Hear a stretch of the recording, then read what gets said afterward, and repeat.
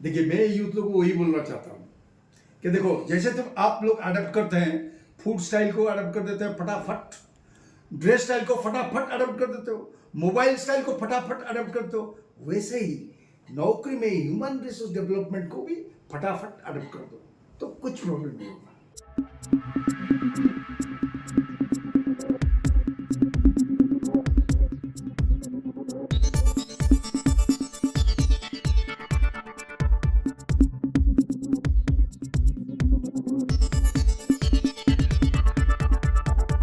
मैं जाहिद अख्तर आपका स्वागत करता हूं एक नए एपिसोड में, जिसको आज हम डिस्कस करेंगे यूथ की प्रॉब्लम्स को लेके, जहां पे एआई की लेके हम बातें करेंगे। एआई का आ जाना आज सारे सेक्टर में एक बहुत इम्पॉर्टेंट है, और इनफैक्ट उसको अलग अलग नज़रिए से अलग अलग डिपार्टमेंट्स देख रहे हैं। कुछ लोगों को इससे परेशानी है, कुछ लोगों को लगता है कि एआई आने वाले दिनों में बहुत सारे चैलेंजेस को लेके, सक्सेस को लेके हर सेक्टर में वो अपना एक अहम भूमिका निभाएगा। तो आज हमारे साथ में एक इंजीनियर हैं जो नैल्को मूवमेंट में काफ़ी उनका हाथ है, काफ़ी दिनों तक नैल्को में थे, अच्छे पोजीशन में थे।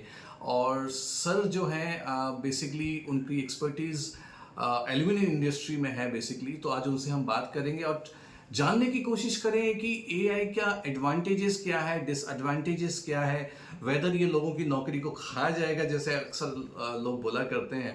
हम आ चुके हैं आज ललित सर, जिनके बारे में हम बता रहे थे कि एक इंजीनियर हैं और काफ़ी इनका नाम है इंडस्ट्री में, क्योंकि कई सारे न्यूज़ प्रोग्राम्स में भी आते हैं। बिकॉज इनका इंटेलेक्ट वैसा है कि ये आने वाले जनरेशन्स को मोटिवेट करते हैं। एट द सेम टाइम उनका अपना एक्सपीरियंस इतना ज़्यादा इस इंडस्ट्री में कि वो एक प्रॉपर नॉलेज हमको दे पाएंगे कि एग्जैक्टली एआई का मौजूदा स्थिति में कितना डिपेंडेबल होना ज़रूरी है, या फिर हम उस पर उसको लेवरेज कर सकते हैं।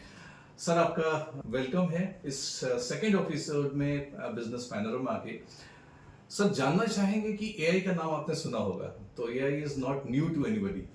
सो एआई में आपको क्या लगता है कि आपके एक जनरल ओपिनियन क्या है कि एआई आज के मौजूदा दौर में इंजीनियरिंग सर्विसेज में या एल्यूमिनियम इंडस्ट्री में या जिस सेक्टर से आप बिलोंग करते हैं उसमें एआई का क्या मायने है? बेसिकली आप इसको कैसे लेके चल रहे हैं? एडवांटेजेस लेके चल रहे हैं या डिसएडवांटेज लेके चल रहे हैं? देखिए, धन्यवाद, तो बहुत अच्छा क्वेश्चन है। एआई है क्या? Artificial intelligence. AI is artificial intelligence. So artificial intelligence है क्या और क्या करता है अभी, और क्यों इतना अभी उसी का ऊपर बातचीत चल रहा है?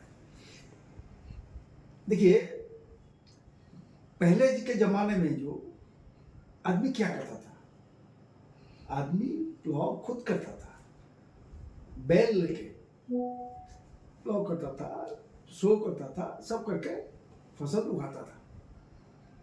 उसके बाद बहुत बदल हो गया, इंडस्ट्रियलाइज हो गया, मशीन आ गया, मशीन ये सब काम किया। तो जहां हजारों आदमी लोग काम करते थे, वहां 2 आदमी कंट्रोल करते हैं, हजारों मशीन काम कर रहा है। अभी इसमें मैं जस्ट एग्जांपल दिया, अभी will come to confine to say aluminium industry में क्या कर रहा है आर्टिफिशियल इंटेलिजेंस। पहले हमारा क्रेन था, आपको जानते हैं, क्रेन ऊपर में एक जगह से लेके जाएगा दूसरा जगह हेवी मटेरियल को, वहाँ काम होगा, फिर आ गया बस ट्रक में कहाँ लोड करेगा, माल जाएगा। क्रेन का काम बस उतना ही था। अभी एल्यूमिनियम इंडस्ट्री में क्रेन क्या कर रहा है? हमारा जो क्रेन यूज है उसको पीटीएम बोलते हैं, पॉट टेंडिंग मशीन। वो आर्टिफिशियल इंटेलिजेंस है। वो पॉट में एल्यूमिना डालेगा, कार्बन एनोड जो है उसको लगाएगा, एल्यूमिनियम निकालेगा, सब काम वही पॉट टेंडिंग मशीन करेगा। आदमी, एक ही आदमी चाहिए जो वो क्रेन को ऑपरेट करेगा इन एयर कंडीशन रूम।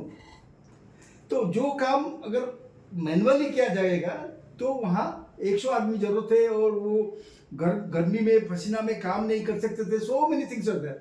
अभी वो जो हीट के पास आदमी को जाना नहीं चाहिए, मशीन रोबोट जाएगा, रोबोट के पास इंटेलिजेंस फिट किया गया, तो ये करेगा, ये करेगा, ये करेगा, करके आएगा। So human being is in A comfortable position inside a crane in an air conditioned room, and the machine goes and does that job at 600 degree temperature. ये उसका एडवांटेज है। मैं जस्ट एग्जांपल दिया आपको, पॉट टेंडिंग। मतलब manual intervention कम हो जाएगा, manual intervention कम हो जाएगा, गलती कम होगा, आदमी गलती कर सकता है, उसका ह्यूमन एरर्स कम। आप देखिए, अभी अभी आदमी एक सोचता है 5 मिनट बाद दूसरा कुछ सोचेगा। हम्म, अभी उसका पैर ठीक चल रहा है, कुछ देर बाद पैर उसका इधर उधर जाएगा, लेकिन आर्टिफिशियल इंटेलिजेंस ऐसा नहीं करेगा। वो वही काम एग्जैक्टली सेम वे में करेगा, there will be no confusion. तो ये एक एडवांटेज है। हिट के पास आदमी लोग को जाना नहीं पड़ेगा, प्रोडक्टिविटी बढ़ जाएगा, प्रोडक्टिविटी बढ़ जाएगा।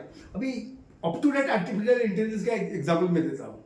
आई had been to Heathrow airport by luck, my daughter is there. I had been to England से लौटने के बाद I came to Heathrow airport. Heathrow airport में वो लोग बोले कि 34B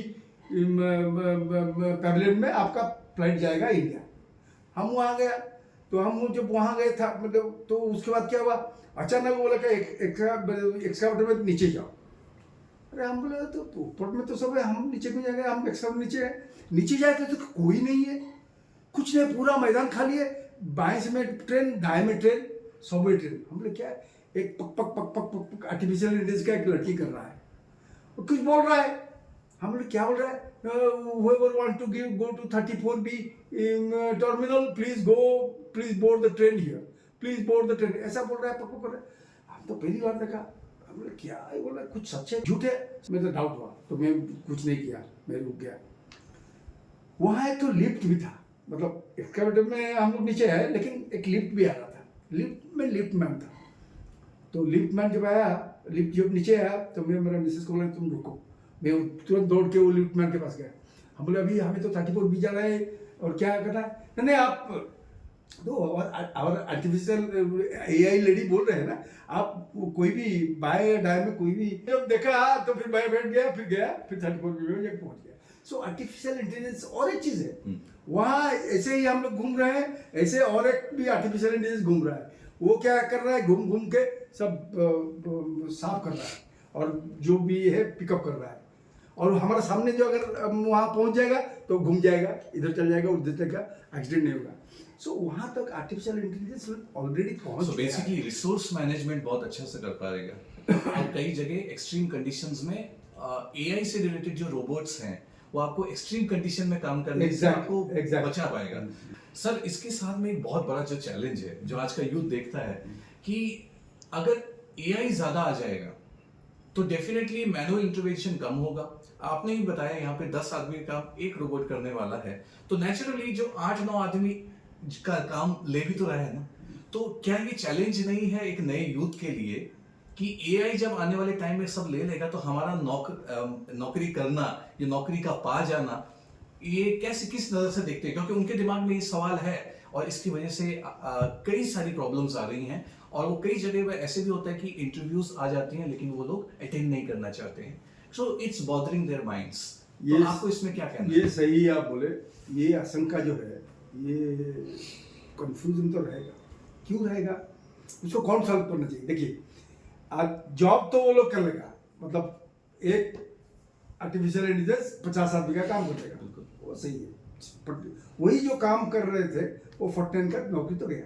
पर बात ये है, जब बैलगाड़ी था, मैं एक एग्जांपल दे रहा हूँ, जब बैलगाड़ी था और 4 स्ट्रोक इंजन आ गया, मतलब 1904, 5, 6, 7 आ गया, तो क्या बदल गया वहाँ भी। उस टाइम तो इसला बैलगाड़ी का इसला गाड़ी आ गया, मोटर गाड़ी आ गया, 50 आदमी बैठ के जाएंगे, हम 5-5 आदमी लेके इतना पैसा कमाते हैं, हमारा कहेंगे 50 बैलगाड़ी बंद हो जाएगा।